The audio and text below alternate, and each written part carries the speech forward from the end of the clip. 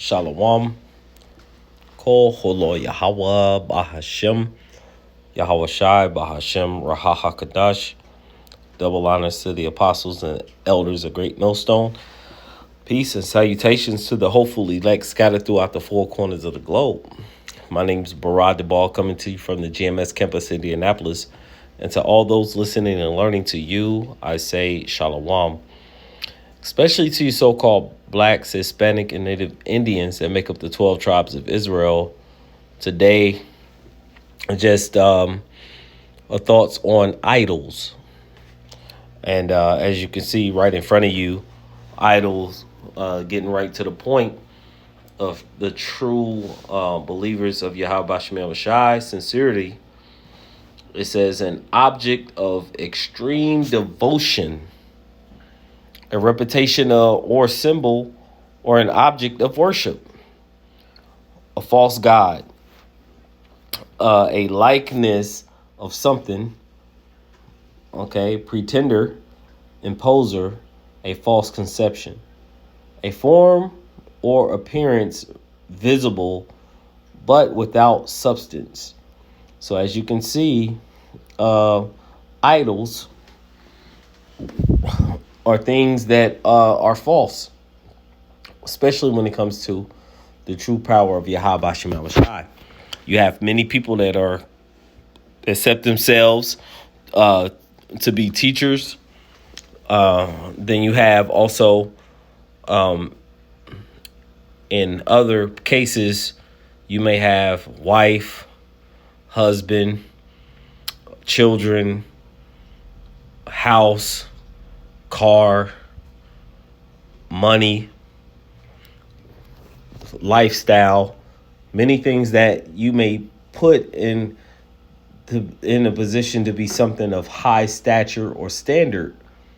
But in actuality, if you put it before the love of Yahweh Ba'Shem Yahweh Shai, then it is an idol unto you.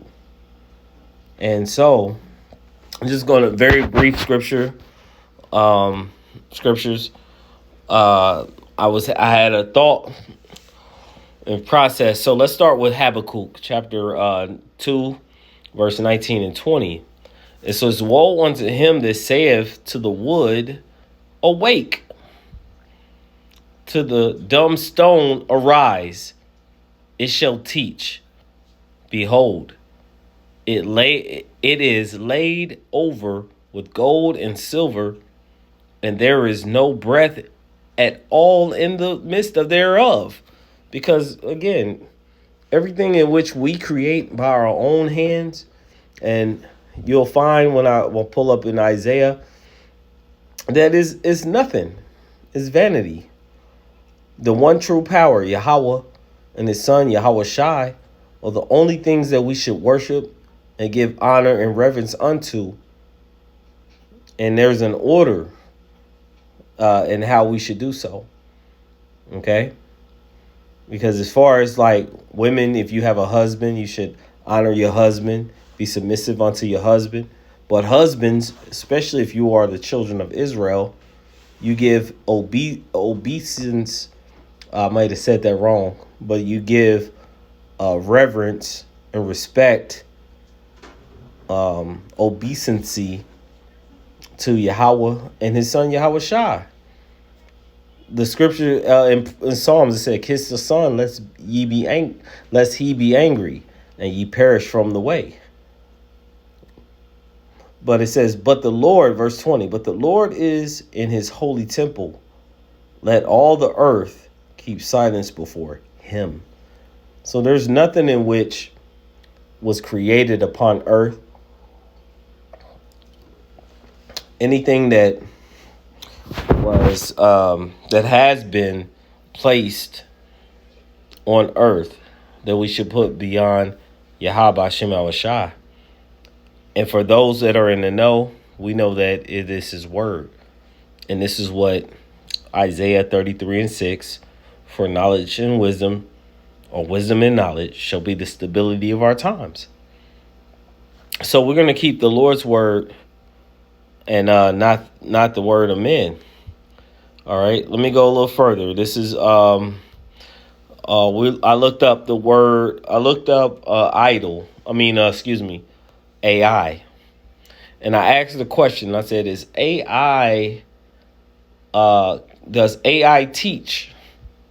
Because it goes into the next in Habakkuk where it says, "Woe unto him," verse 19 says, "Woe unto him that say the wood, saith unto the wood, awake, and to the dumb stone, arise, and it shall teach."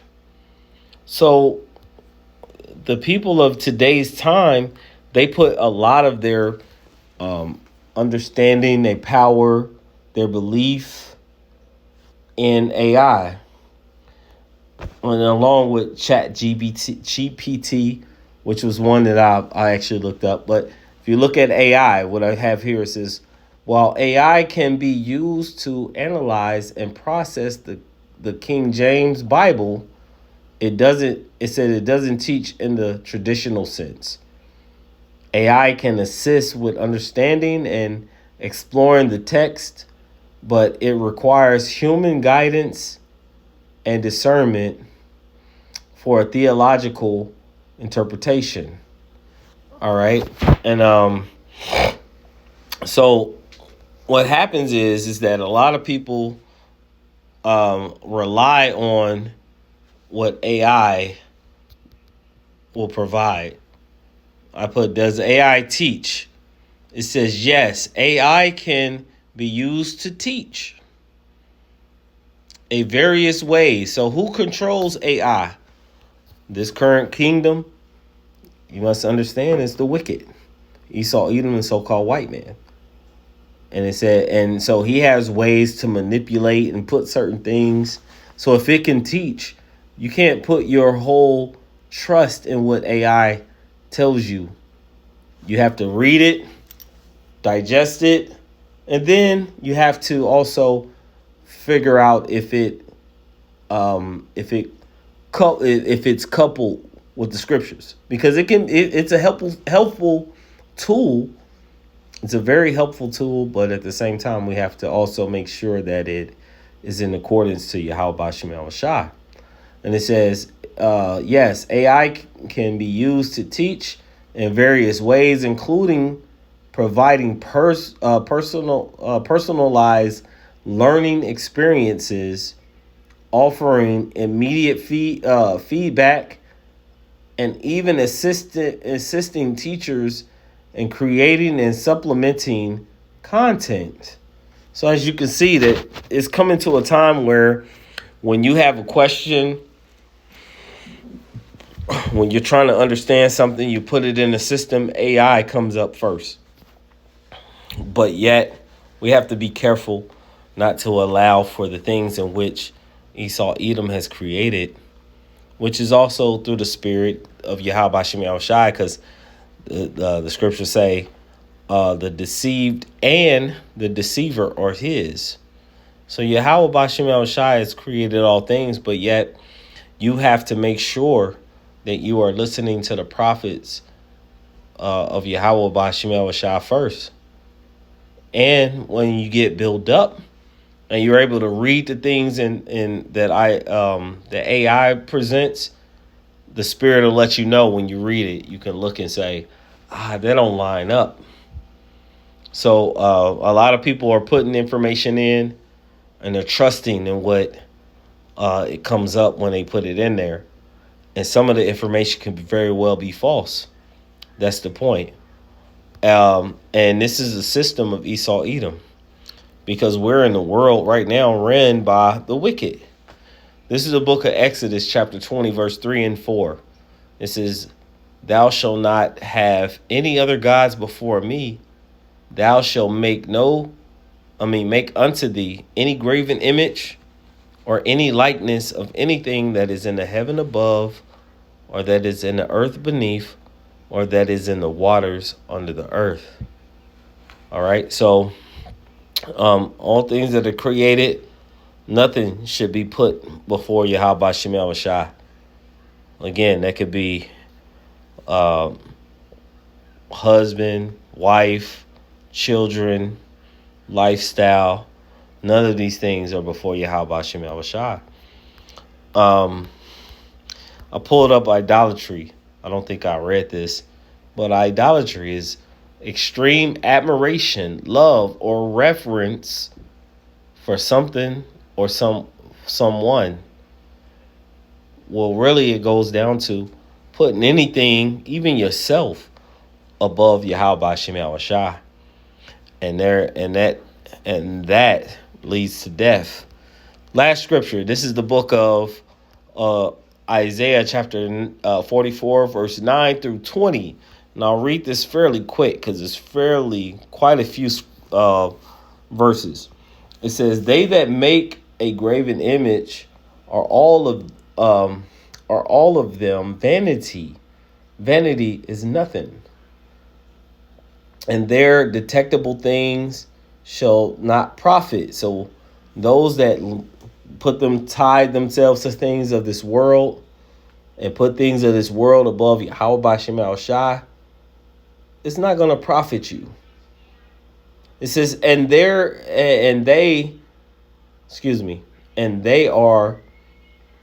there shall own witness. Let me read that again. And they are their own witnesses. They see not, nor know that they may be ashamed.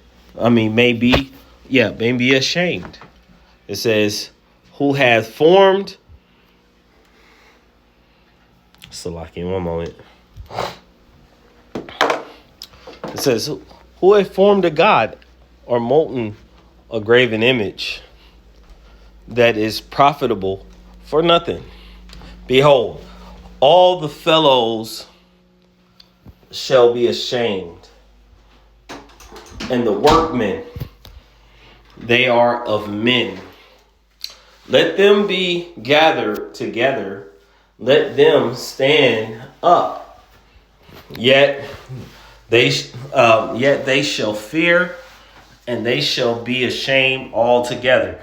Because again, when these idols, things that people put before Yahweh Shem Yahushua, when people don't consider that there is a one true creator, and when I say people, I'm talking about the so-called blacks, Hispanics, and Native Indians.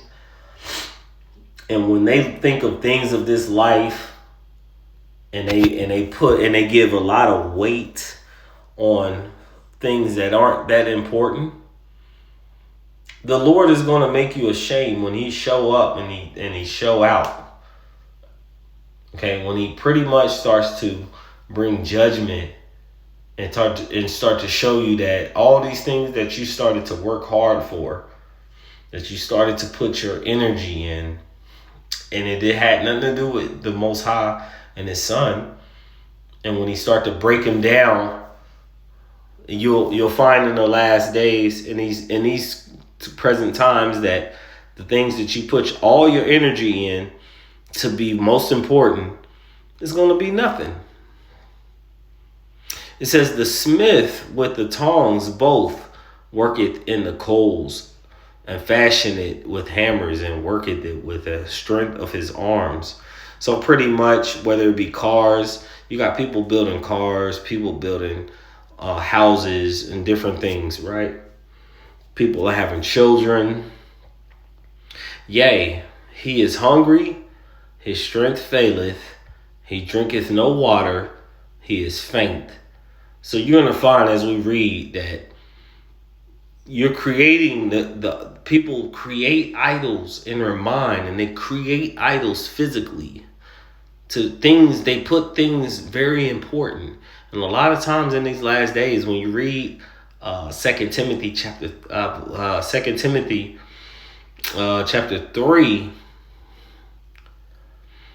especially where the point where it says that in the last days perilous times shall come, people will be there will be those that are lovers of pleasure more than the lovers of the Most High. That's an idol, when you love in pleasures.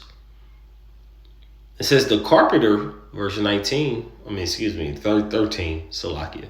The carpenter stretched out his ruler, he maketh it out with a line, he fitteth it with planes, and he maketh it out with maketh it out that the compass, and maketh it after the figure of a man, according to the beauty of a man, that it may remain in the house. Today's time, these people are making robots that have thoughts and intelligence. Folks are being married to them and having relationships. It says, verse 14, he hewed him down cedars, and taketh the cypress of the oak, which he strengtheneth for himself among the trees of the forest. He planted an ash, and rain doeth nourish it. Then it shall be for a man to burn, for he will take thereof and warm himself. Yea, he kindleth and baketh bread. Yea, he maketh a god and worship it. He maketh a graven image and fall down unto it. So people will not even understanding the things that they hold true, things that which the Lord allowed them to create. You may have, people may have songs. People may have, then got a woman, children, and they start to hold them things more precious than Yahweh Shem Shah. These things ought not to be. He burneth it, part of it, in the fire, with part thereof he eateth flesh. He roasteth it, and it is satisfied. Yea, he warmeth himself, and saith, I am warm, I have seen the fire.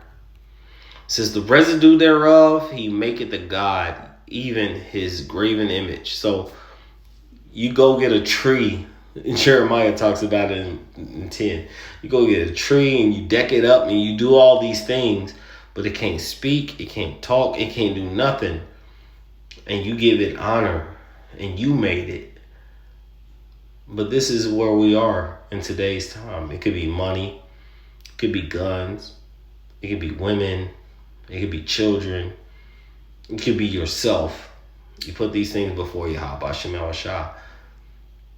The residue thereof he maketh a god, even his graven image. He falleth down unto it, so he worship in it, and worship it, and pray unto it, and saith, deliver me, for thou art my God.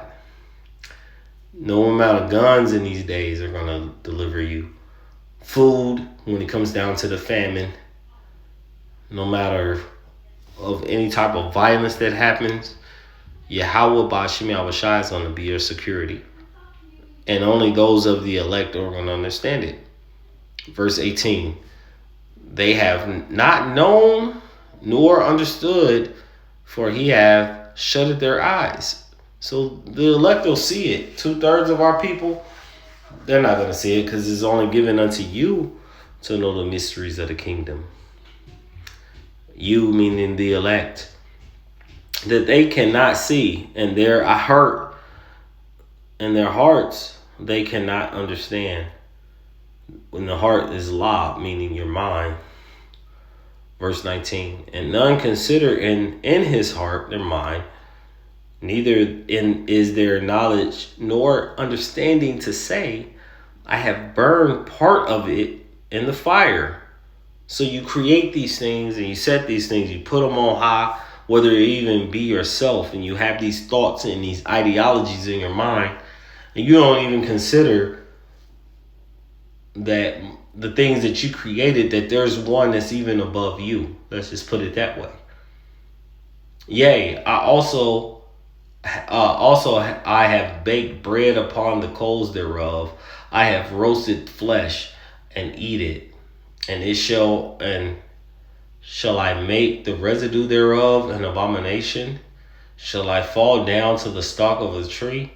He feedeth the ashes, verse 20, and deceived and deceived heart have turned, a deceived heart have turned him aside, that he cannot deliver his soul, nor say, is there not a lie in my right hand? So pretty much, in the end, the things that you put beyond Yahweh Bashim Yahushai is going to come to naught. It's going to be vanity. And it's a thing where it's going to be shown unto the people in the last days who the true and living power is when it comes to pass, and it will very soon. So I hope that this lesson is uplifting, exhorting of some sort to the body of true believers. Before I end, I'd like to give all praise, honor, and glory to Yahweh, Bahashem, Yahushai, Bahashem, Raha HaKadash. Double honors to the apostles and elders of Great Millstone. Peace and salutations to the hopeful elect scattered throughout the four corners of the globe. And to all those listening and learning to you, I say, Shalom.